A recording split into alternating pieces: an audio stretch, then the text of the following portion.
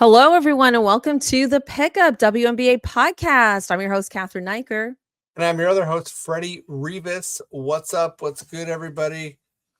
Hey, listen, we need love on social media. We need you to follow us on all of our stuff at the WNBA Pickup Podcast, Instagram, YouTube. Those are the ones that matter. There's probably other ones that exist, but those are the ones that matter. Those are the ones we have zeroed in on, baby. Yeah, we're millennials, We're okay? millennials. If we were, if we were Gen Zs, we'd have maybe 4 we'd zone in on, and if we were like Gen Alpha, then we'd just be like 6, 7, Okay.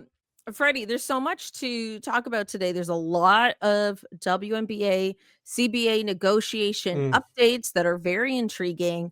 And we're going to get into that. But first, we have some very exciting news to share with our listeners. And that is on this very platform, the Pickup that we have created. Right.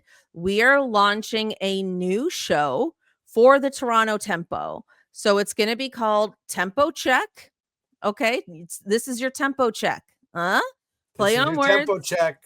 We're gonna go, for starters, we're gonna go bi-weekly with the show, with the tempo check show. The Pickup will remain weekly for now, and then as the season approaches, we'll probably be like hitting the ground running with at least a weekly show, if not more, because we're hoping to have media credentials at games. We're hoping to get access to players, to other people, interviews, to talk about the team more in depth, and to use our access with that team specifically in order to do that with. So we thought it would make sense to have a tempo show that was just about that team, which we're really, really excited for. So we're going to launch this next week. So it's going to come out on Fridays. The show comes out on Thursdays. The tempo check will come out every other Friday starting next week for now, and eventually will be at least weekly, if not maybe some post-game stuff. Who knows? Hell yes. And to our faithful listeners of the Pickup, please know that the Pickup is going to be doing its thing. We're going to be covering the league. Me and Cathryn have actually done this dance before with being Raptors fans and covering the NBA as well. So what we're actually doing here is we're separating the two. Like, will there be some tempo talk on the Pickup? Probably, certainly. Will there be some league talk on tempo check? Probably, certainly, because they're intertwined. But we're gonna tease them out, and the tempo check is really going to be tempo focused. We're going to really tell our story and prime everyone like why we're here and what we're doing, and just kind of the excitement around getting a new franchise and following all of that. And with the Pickup, we're gonna stay strong, keep doing our thing. Yeah. Really, really excited to be doing this with you, Freddie. It's gonna be us doing it all. We've got Jason behind the scenes, shout out, and now Daniel is also joining us. Shout out to them, helping us with both our audio and our video content, helping us with our social media. So we just keep investing back into the show as much as we can, and appreciate all of you so much for giving us the opportunity to do so, really. Yeah, shout out to all y'all. Thank you, appreciate you. Thank you. Okay, Freddie, is it time to dive into the WNBA CBA stuff? The madness? It is, and it's like we're diving. I mean, we had, so just a little bit behind the scenes here. Me and Cathryn had to kind of like, not kind of, we had to decide, we had to eliminate topics here because there's so much, which makes sense. This is a CBA agreement, so a lot of talking points, a lot to go through. And this is a transformative agreement for the league and the players. Like, it is just so massive. The stakes are high, and there's a lot of wants and needs, and yeah, so we had to kind of focus in. So there will be some other topics about this that we discuss later, but yeah, we've chosen a couple to dive into. Yeah, for sure. So the first of note is that talks have been extended to early January. So Yes. there's no lockout. Everyone's continuing to talk, which I always see as generally a good sign. And regular meetings, which is great. Regular meetings, all of that. So the conversation is definitely moving in a forward direction, which is great. Yes. Some of the more notable things that have come up that are still being negotiated on, we were going through a huge list, and there's a great article by The Athletic that went through pretty much every single talking point with the CBA.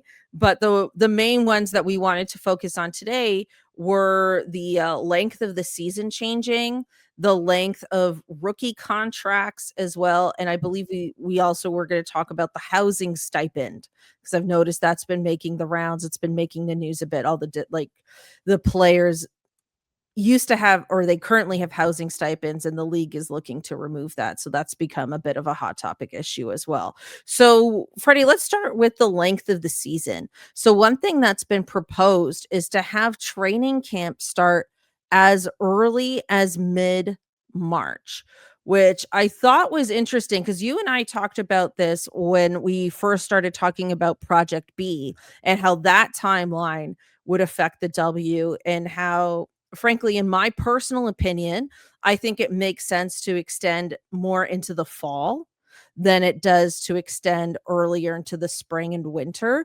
mainly because of the rookies coming out of the NCAA. Like, I feel like you want to have that. Like, you want them to be able to join you that season, and you want to be able to have the draft shortly after the NCAA tournament and so on. Like, I feel like messing with that timeline would be worse than going into, like, possibly November.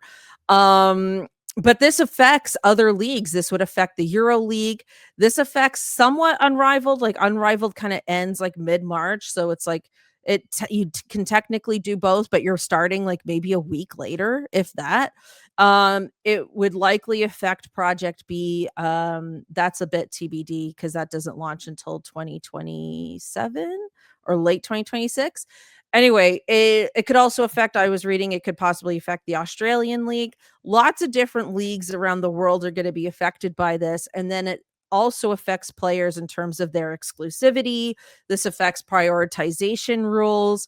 There's a big domino effect here just with the length of the season alone. So, Freddie, let's start with you. How do you feel about the league moving into March? I think domino effect is the best way to describe this because there's so many implications whichever way you slice it. And if you are the league and the players, to be honest, a part of making sure that you have more revenue coming in is having a longer league. Right. Right. So just a little side note here, but there's often talk, mostly here with the NBA about having a shortened season and that making a better product. But no one really acknowledges the main issue, which is nobody wants to lose money. The players don't Right. want to lose money. The owners don't want to lose money. The staff at arenas don't want to lose money. Nobody wants to lose work. So I Mhm. think, back to the W, the easiest mathematical way to expand revenue is by expanding the season in any way possible. So And with all the new teams, you're gonna have to expand the season anyway. yeah, and it's been going that way anyway. So they've been steadily adding like two or basically 4 games a year. We're at 44 this year. Mhm, So mhm. I think it makes sense. I also feel that they, in this article, Kathy Engelbert is quoted talking, going on the Bill Simmons podcast, Yeah, back in and May.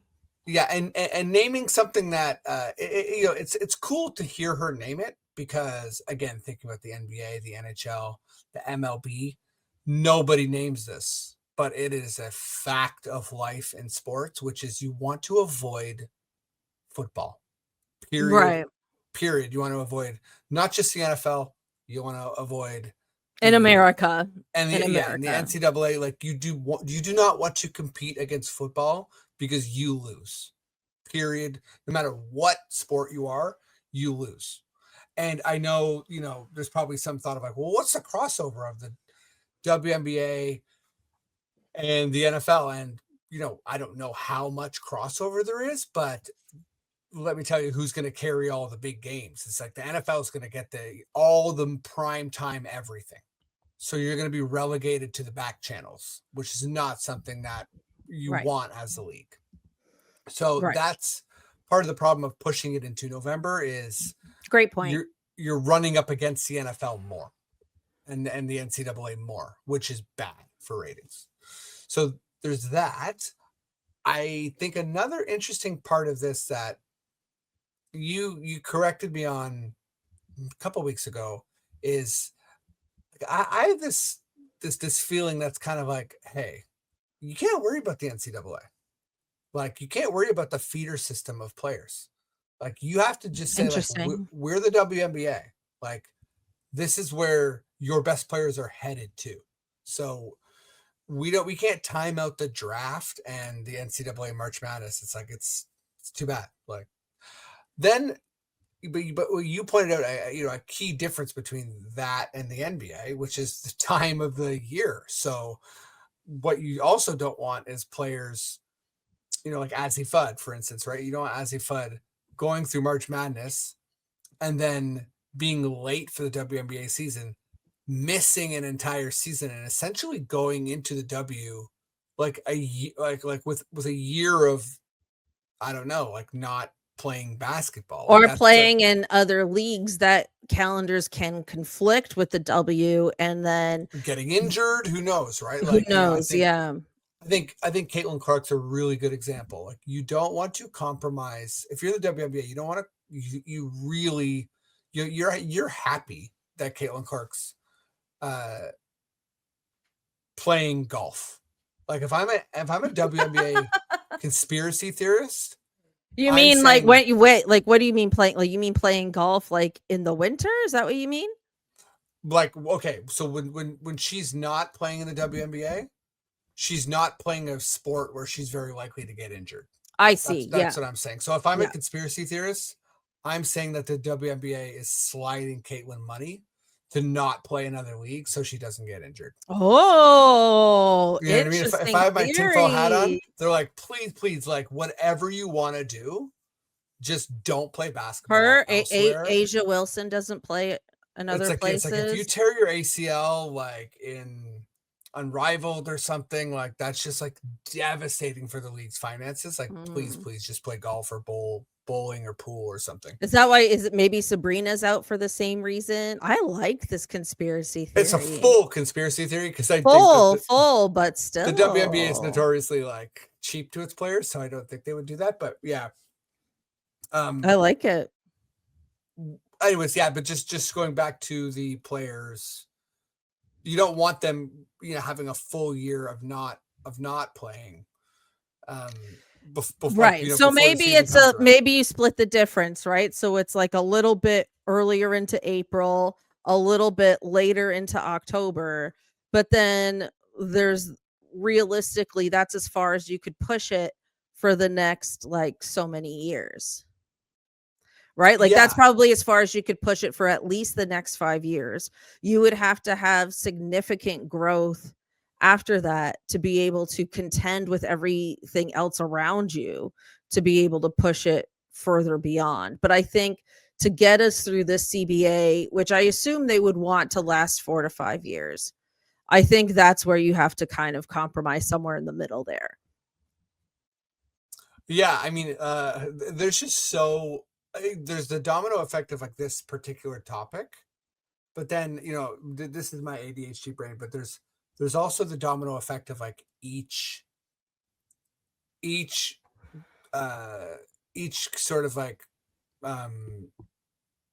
important thing that's being negotiated, like affecting each other. Like, sorry, I just lost my train of thought. What did you just say? Because like, what topic did you just say? It was the I was talking about splitting the difference between starting maybe a little earlier and ending a little later instead of swinging it all the way into the fall and all the way into earlier spring and winter, right? That's what I was saying. So you start maybe a little earlier in April and a little later into October, and then at a certain point you have to call it for at least the next 4 to 5 years.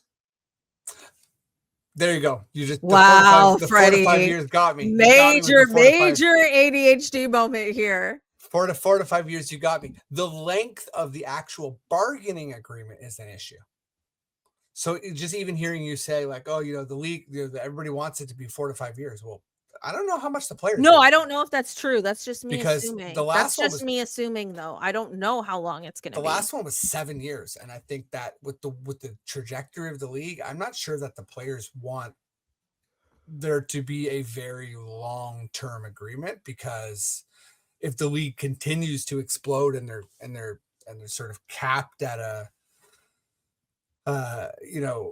they've bargained something that is not as fortuitous as it could be, then that's a lot of loss of potential money, right? Right. Yeah, I agree. I don't know how long this is going to be, and that's a topic that hasn't come up yet, at least as far as we the public know. Because the league is growing so fast, they'll probably want to keep it shorter, like 2 to 3 years, but that also does create a lot of instability within the league. In terms of like, building around certain players and things like that, trying to build dynasties, etc. So I'm not sure how that's going to go, but it's interesting because you're right, that is going to be another element to all of this. Do we want to move on and talk about some of the other talking points? Yeah, let's do it. Okay, let's talk rookie contracts. So currently the rookie contract is 4 years, and they want to the players want to lower that to 3 years. And there's also talk of lowering the age limit in which to join the league. I believe it's 22. They want to lower it to 19. I have thoughts, but Freddie, let's start with you. What are your thoughts on these points? Well, yeah, and just to clarify here, I haven't read that they so if you're in the NCAA, you're domestic, it's 22 years. And if you're international, right? Sorry, thank you. Right, Yeah. if you're like Dominique Malonga, yeah, exactly, like you can come in at 19. However, I think sort of like Freudian slip here a little bit. I think that would be a very interesting way to approach this, to be honest, is lowering that number to 21 to 20 to say like, hey, you don't have to complete your college degree. Like you should be able to earn, I want Juju Watkins in the league, right? I don't want to have to wait years for Juju to enter the WNBA when she's ready now. That's a crazy point, because if they do that, let's just say they do that. Let's say they lower it to 19. She could join the league this year, because she could join it like immediately. Don't hold my Juju back. I mean, she'd probably be like a number 1 pick, or at least she might fall a little because of the injury, but like, I mean, that's huge. That really shakes things up for the NCAA too. Well, also, if you're, it's like it's one of those things too, where it's like, wait, so the men can and the women can't? That's horseshit. Yeah, I agree. I think it should, because any player can stay in college if they want. Yeah, and they can make their NIL money, but you can do that and have a salary in a professional league. So why not? It's ultimately it's up to you, right? You can sort of say like, oh, you know what? I'm gonna stay back. I'm gonna be in college. I'm gonna do my thing. That's fine. You can always do that. But if there's certain players who want to join the league, and like you look at Dominique Malonga, you look at Awa Pham coming in at young ages, being ready to play. And you better believe there's players in the NCAA who could be in the W right now. Paige and Caitlin, both, and Angel, all three of them could have been in the league before they were. Yeah, easily. So I agree. Not every player, right? Like it's a particular thing, but I think. But anyways, yeah. The point of this though is what happens with players that are coming in the league at 22 and they have a 4-year contract with a team option on the 4th year. You're 29 years old when you not really 9. What's that? Well, 4 years, you'd be like 26, turning 27. Sorry, that's right. All good. But Yeah, so but essentially um You're in you're your later yeah. 20s before you get to sign another contract. Yeah. And Um that's not good, especially considering how low the rookie contract is. Now, we don't know to what degree the rookie scale itself is going to rise, but I think lowering the age limit really helps with that being a 4-year term. But I also like it only being a 3-year term. yeah, you want players to be able to renegotiate, and that this is part of, we're not even going to touch on on all the core player stuff, but I think this is part of player mobility and player freedom. The players Yes. want to be able to test themselves on the market in a more, capitalistic way, and they Yeah. don't want to be like hamstrung by these rules that sort of are, they favor the league more. They favor team control more. And I personally, as a fan, think that the W has enough parity. And I'm pro salary cap, but at the same time, I think that I'm pro player movement, and also with other leagues, player movement's exciting. People love player movement, That's and true. honestly, the W could have more of it. It would be fun. Yeah, that's a great point. And in addition to that, um if you're a rookie who's kind of like more on the fringes of the league, or you're kind of like you're in the league but you're kind of at the end of the bench, and you might be thinking like, oh no, that person should have a 4-year instead of a 3-year. But at the same time, it's like the league's grown around the world. So it's like if you're at the end of someone's bench for 3 years, you might want more opportunities to play elsewhere, right? Or Mm-hmm. maybe you don't. I don't know, but at least it gives you the freedom of that choice, Yeah. which I think is important. Yeah, so yeah, you and I really agree on the rookie stuff. Well, we agree on most things. But also I really like the point, Freddie, about how player movement is really good for media engagement, for fan engagement. It's hard for players themselves to move around, especially a mid-season trade and stuff like that. But it does create a lot of buzz. That's very true. And they could use more of it, Mm-hmm. possibly. And Uh, if it's their choice, then that's different, right? of course. Yeah, absolutely. Um, but speaking of trades and player movement, this is where the housing issue comes into play. So let's break this down a bit. So I believe it's every player in the league gets a housing stipend, right, from their team. And that stipend is completely based on the market that they live in, right? So if you live in New York, that's obviously a lot larger than it would be in like Dallas, for example, right? Based on the housing market of your city. So this has always essentially been covered for players, which makes a ton of sense considering um currently and before how little they made. Um, the concern with now removing the housing stipend isn't really for the player that's making $1 million or even $500,000. It's really for the players that are below that threshold, where let's say you live or let's say you play for New York, right? And you're paying rent there. You're making 200,000 a year and you're paying rent in New York, and then mid-season you get traded to Golden State. And now you've gone from one really expensive housing market to another expensive housing market. You could potentially have two completely different rents in both of those cities mid-season, and trying to navigate all of that, which I think would be really difficult. So I think that's where it's like, okay, maybe the housing stipend still needs to exist, but maybe it doesn't need to exist for everyone, is kind of where I'm coming at this Mm-hmm. with. Because if you're making $500,000, that would suck. Like that situation would suck, but it's not beyond you to sort that out. Do you know what I mean? But if you're making less, then I can see that becoming more and more of an issue. Maybe I'm being mean. I don't know.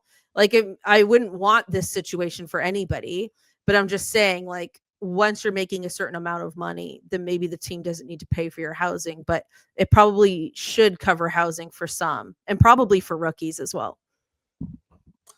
Yeah, I think that's a great point, and to me, the larger point stands, which is if there's such an increase of money, then that should solve some of that.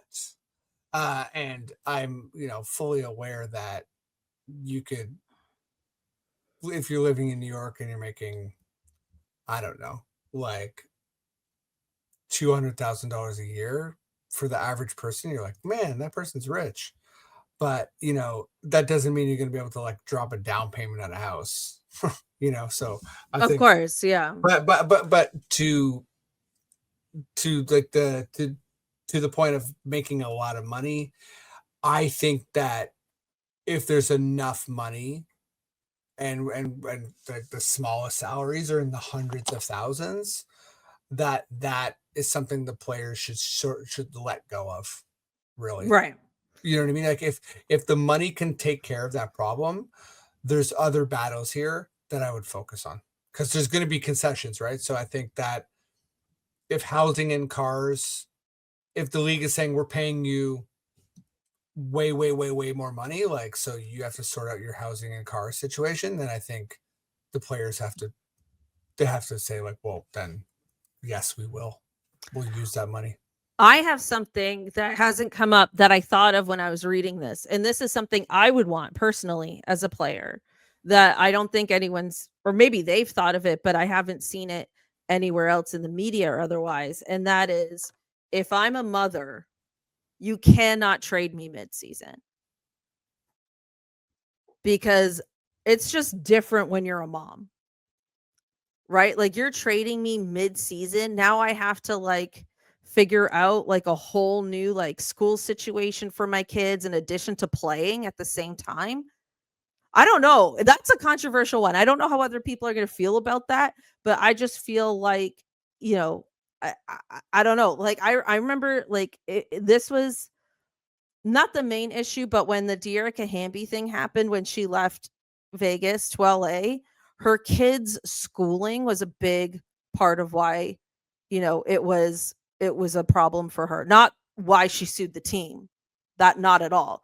But the Mhm. fact that like the team provided private school for her kids and then traded her, and then now suddenly her kids weren't in private school anymore, and like she had to find a new school for them like extremely spontaneously. I just feel like maybe I'm just like really like male bias, but I just feel like when this happens in men's sports, there's always like, they just always have wives or girlfriends or whatever, or even their own moms who just like come in and take care of all of that. But women are not always guaranteed that kind of support. Yeah, and this is not like a subject that we're diving that deep No, into. no, but But I'm just no, I'm just saying, like, for certain players, I like, if I were a mom, I would be negotiating, like, you cannot trade me without giving me some chance to handle my kids' schooling.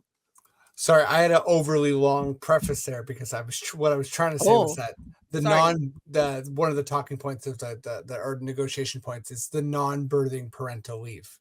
Right. And I just, to what you're saying, this is a women's league. It's a family oriented league.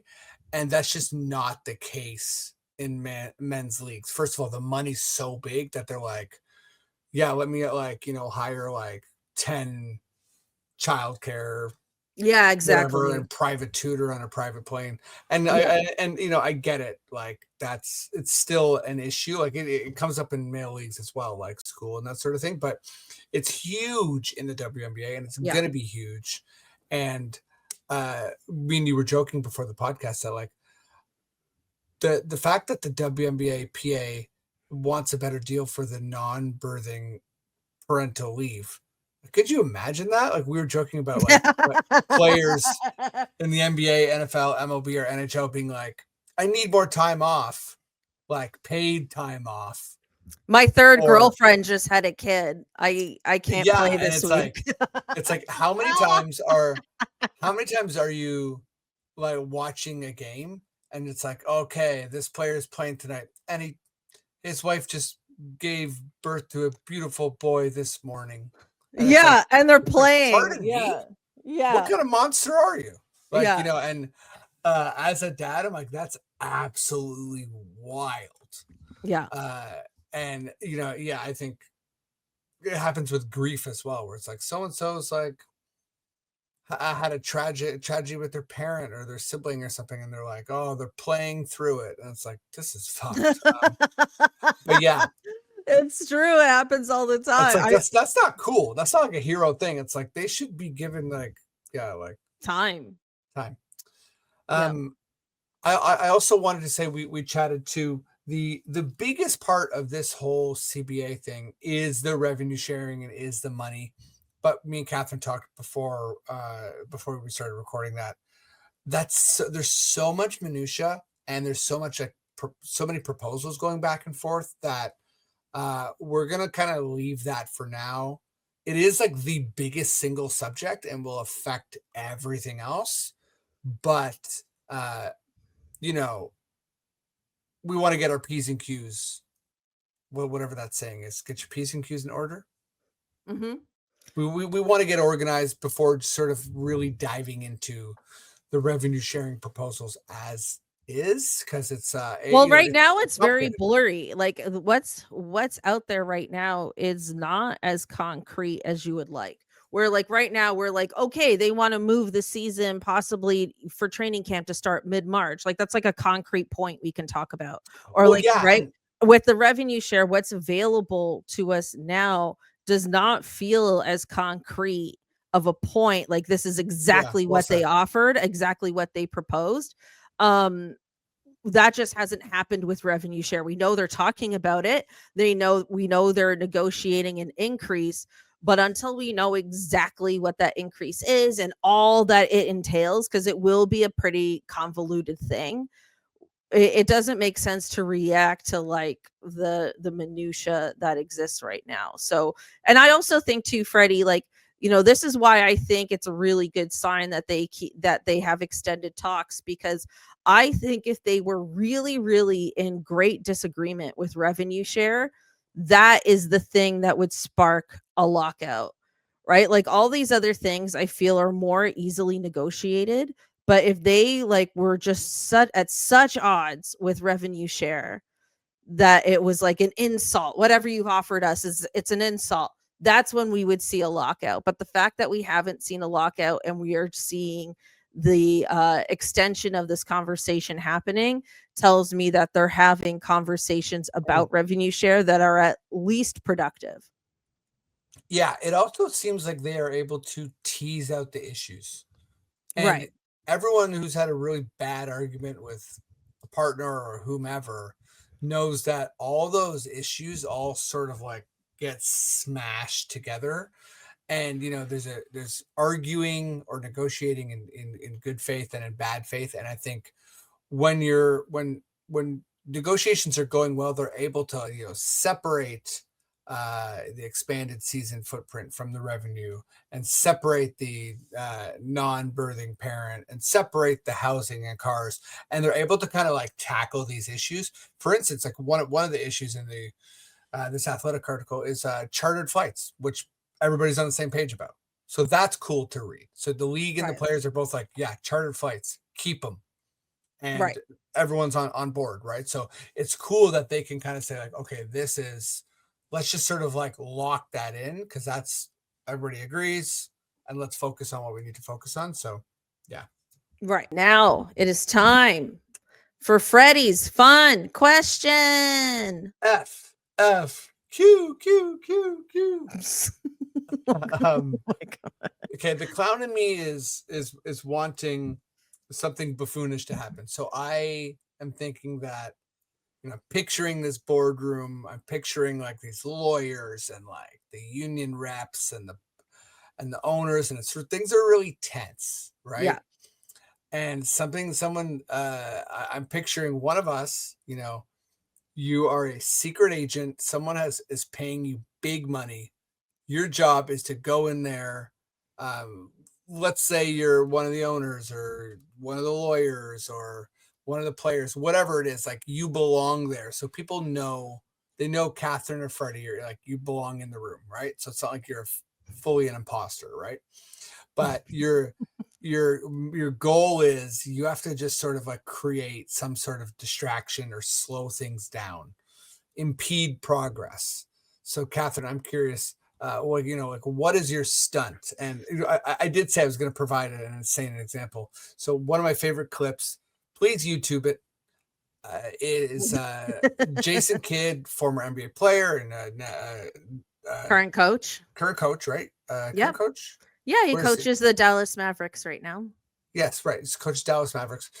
When he was coaching the Brooklyn Nets, a player was coming, was running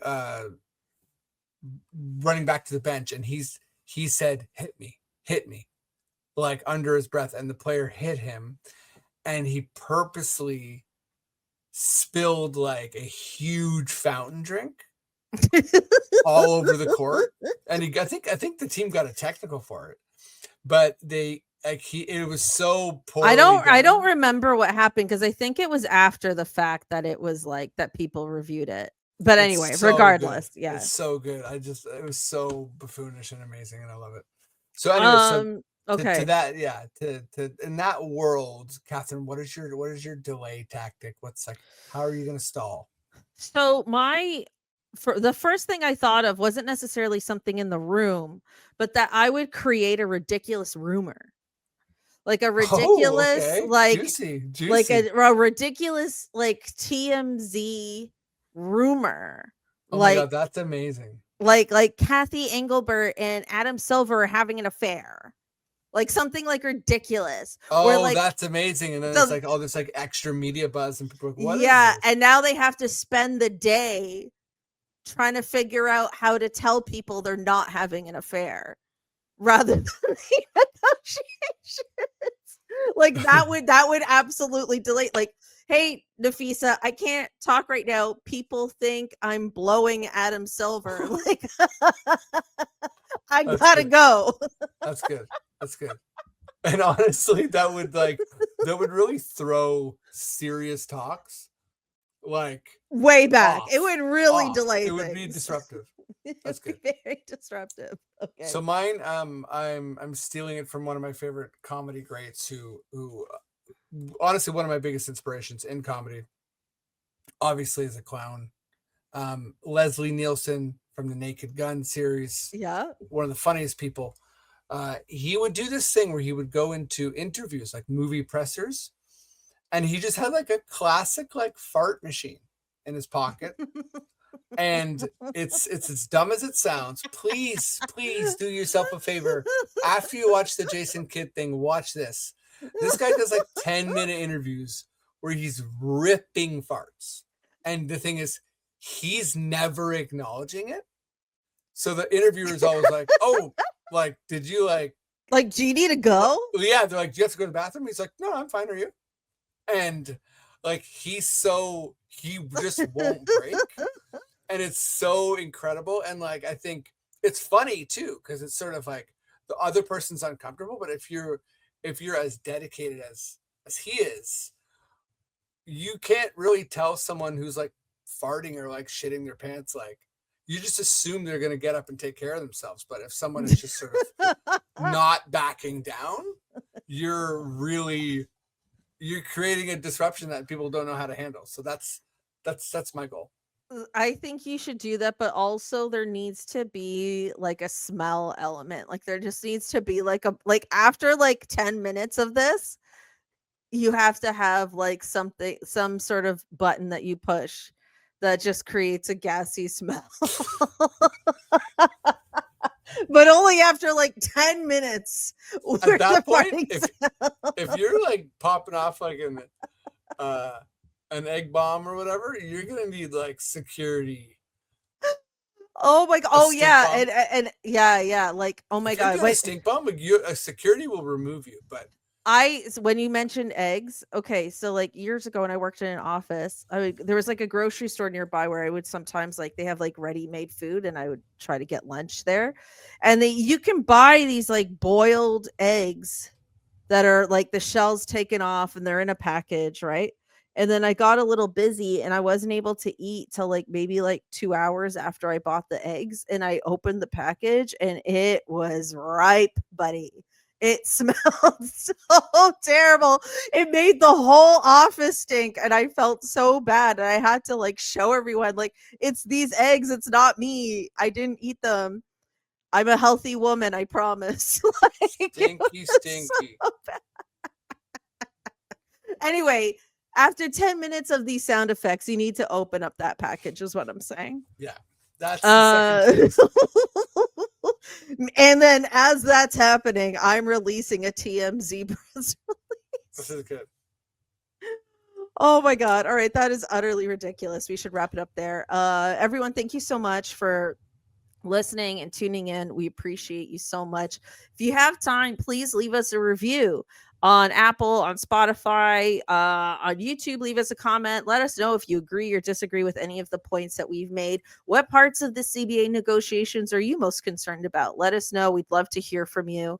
Thank you again, and we'll catch you next time. See you, everybody. Thanks so much.